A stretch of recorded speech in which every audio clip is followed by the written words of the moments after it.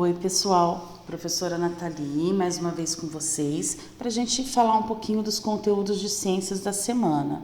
E a gente vai dar sequência ao que a gente estava falando, que era sobre os biomas brasileiros. A gente está estudando um pouquinho de cada bioma, já falamos do Cerrado, já falamos da floresta amazônica e essa semana a gente vai falar um pouquinho do Pantanal. O Pantanal, ele se distribui entre os estados de Mato Grosso e Mato Grosso do Sul. Se a gente olhar aquele mapinha que eu já coloquei para vocês nas outras aulas, vocês vão ver, tá, que essa região aqui, ó, colorida de vermelho, é a região do Pantanal, que fica então aí entre os estados de Mato Grosso e Mato Grosso do Sul, tá? A temperatura nesse bioma, ela vai variar de 21 graus Celsius a 30 graus Celsius. O Pantanal tem um clima tropical, com duas estações bem definidas, que é o verão, que é bem chuvoso, e o inverno, que é bem seco, né? Como eu já falei para vocês, existem as 4 estações? Sim, existe, mas as que se diferenciam mais das outras, né? É a parte onde a gente tem o verão chuvoso e o inverno seco.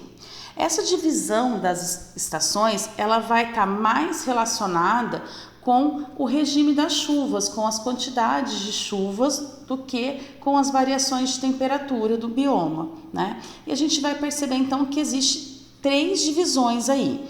A seca, que vai ocorrer entre junho e setembro, que é quando então não tem chuva, né? E tá seco, o bioma não tá encharcado. O período da enchente, que vai de outubro a dezembro, que é aí quando então ocorre as chuvas e vai alagar todo esse bioma, ele vai ficar cheio, encharcado de água, né? E a vazante, que vai de abril a maio, que é o período onde as chuvas já pararam, mas a água está descendo bem devagar, lentamente. Então, ainda algumas regiões vão estar se apresentando alagadas, né? E aí, enquanto vai diminuindo essa quantidade de água, é o período que é conhecido como vazante. Eu coloquei aqui para vocês uma foto, 2 fotos, né, que mostram o mesmo local durante o período de cheia e durante o período de seca, tá? Se vocês observarem aqui, essa foto está um pouquinho mais distante, né? As árvores estão um pouquinho mais distante, mas vocês vão perceber que toda essa região está cheia de água, né? Como se fosse um grande rio. E aqui, ó, a gente tem vários animais pastando, né? Aqui ao fundo, e uma pequena reserva de água aqui, que é o que ficou, né, após a vazante. Então aqui a gente tem o período de seca, né? Já houve toda a vazão da água, ela já desceu e fica só essa pequena reserva, tá? Essa pequena foto aqui é para aproximar, para ver então todas as espécies aqui, né, que estão crescendo sob a água, né, do Pantanal. Bom, o Pantanal, ele se localiza numa planície. E isso então faz com que na época da chuva esse bioma seja inundado, porque existem muitos rios que cortam essa região. E aí durante as cheias, essa água que vai inundando, né, todo esse bioma, ela vai transportar e espalhar grande quantidade de matéria orgânica. E isso vai tornar o solo desse bioma bastante fértil. A vegetação do Pantanal, ela é formada por plantas que também aparecem no Cerrado e na floresta amazônica e na Caatinga. Os capins e os arbustos, eles são muito comuns no Pantanal e são utilizados como pastagem natural por criadores de gado, tá? A criação de gado bovino é uma das principais atividades econômicas mais importantes do Pantanal. Eu coloquei aqui para vocês uma imagem mostrando isso, né? Um boiadeiro aqui levando, né, o seu gado para um local aí onde vai ter o pasto mais verde, vai ter local mais para eles se alimentarem, né? E muitas vezes esses gados, né, essa comitiva aí vai cruzar regiões aqui alagadas. A gente percebe que aqui a gente não está num período de cheia, porque a região não está tão alagada, né? Mas provavelmente deve ser um período aí de vazante, né? Onde já está diminuindo a quantidade de água. Bom, essas alternâncias de período de alagamento e período seco vai criar uma condição no Pantanal que é única de disponibilidade de alimento. E isso permite que o Pantanal, além de ter uma biodiversidade grande aí na sua vegetação, também tenha uma fauna muito diversificada, tá? Eu coloquei aqui alguns animais característicos desse bioma. Então, primeiro, a capivara, que é o maior roedor do mundo, a onça-pintada, o cervo do Pantanal e a ariranha, que são alguns exemplos dos mamíferos que compõem a fauna do Pantanal. Nessa região também tem muitas espécies de insetos, de moluscos, crustáceos, peixes, né, como surubim, dourado, pacu, jaú e piranha. E esses peixes, crustáceos, insetos e moluscos aqui, eles formam a base da alimentação de um grande número de espécies de aves, que são a garça, tuiuiu, o jaburu, cabeça seca, o guará e o colheiro, que são as aves aí mais comuns desse bioma, tá? Nesse bioma, a gente encontra também uma grande diversidade de répteis. Os mais conhecidos são o jacaré do Pantanal, o jacaré de papo amarelo e algumas serpentes como as jiboias. E aí, deixei aqui então uma imagem, né, com várias espécies aqui encontradas no Pantanal, né, a onça pintada, o tuiuiu, né, o jacaré, o cervo do Pantanal, a jiboia, tamanduá, as araras, né, a anta, tucano. Então são algumas das espécies características aí desse bioma, tá? Como todos os biomas do nosso país, ele também enfrenta algumas ameaças. A pesca e a caça predatórias e o contrabando de aves estão entre as principais ameaças ao bioma do Pantanal.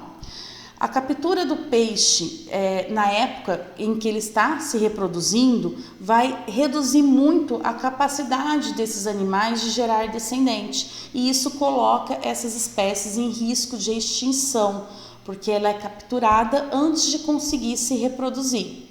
A caça, especialmente de onças e de jacarés, também é um grave problema, né? Tá levando esses animais a correrem esse risco aí de extinção.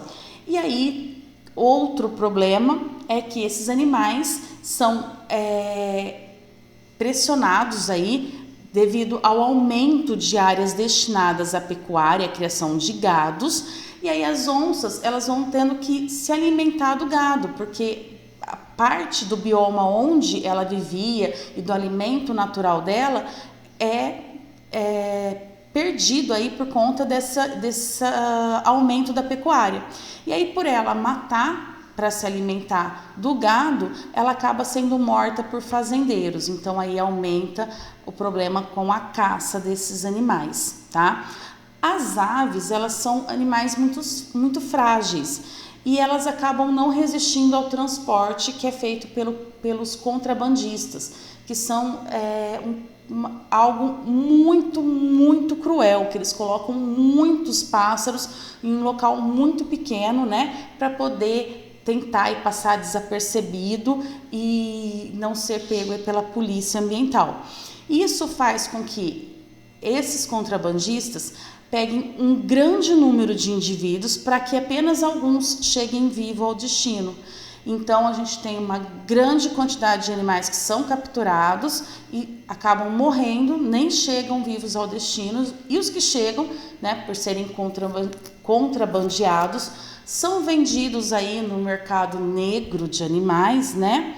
E esse mercado faz com que aumente novamente o risco de extinção, né? Quando a gente compra um animal silvestre que não foi criado em cativeiro, né? Que foi a gente compra sem ter toda a documentação desse animal, a gente está contribuindo para a extinção dessa espécie, tá? Porque para ela chegar até vocês, Muitas mesmo já morreram, muitos outros morreram, tá? Além de tudo isso, tem outras ações humanas que também estão ameaçando esse bioma, tá? Como as queimadas ilegais, o uso de agrotóxico nas plantações que vão contaminar o solo e as águas e o desmatamento de grandes áreas da vegetação. Eu coloquei aqui para finalizar uma foto de uma queimada na região que está aí sem controle, né? E grande parte dessa região foi destruída pelo fogo. E o fogo, ele causa problema não somente nas plantas, né? Lógico, ele queima, destrói toda a vegetação, mas ele mata muitos animais, muitos não conseguem fugir do fogo, acabam morrendo queimados. Alguns conseguem fugir, mas muito debilitados, machucados, também acabam morrendo. E alguns que sobrevivem vão perder o local aonde vivem, né? Onde eles moram, vão perder o local onde eles se alimentavam, porque vai faltar alimento e vai faltar moradia e abrigo para eles. E também podem morrer por conta disso, tá?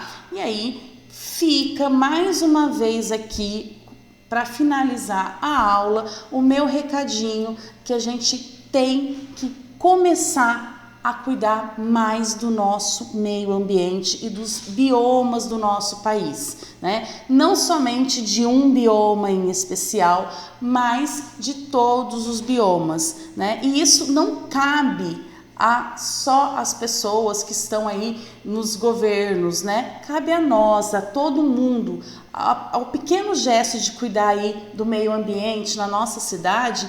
Isso vai gerando, pequenos gestos vão gerando uma corrente muito grande.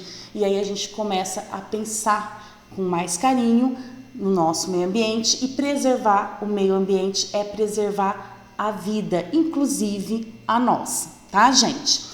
Pessoal, isso é o que eu tinha para falar com vocês sobre o Pantanal. Espero ter ajudado, tá? Deixei algumas questões lá para vocês fazerem no resuminho. Qualquer dúvida é só chamar a gente nos grupos de WhatsApp, que a gente está à disposição. Beijos e até a próxima aula.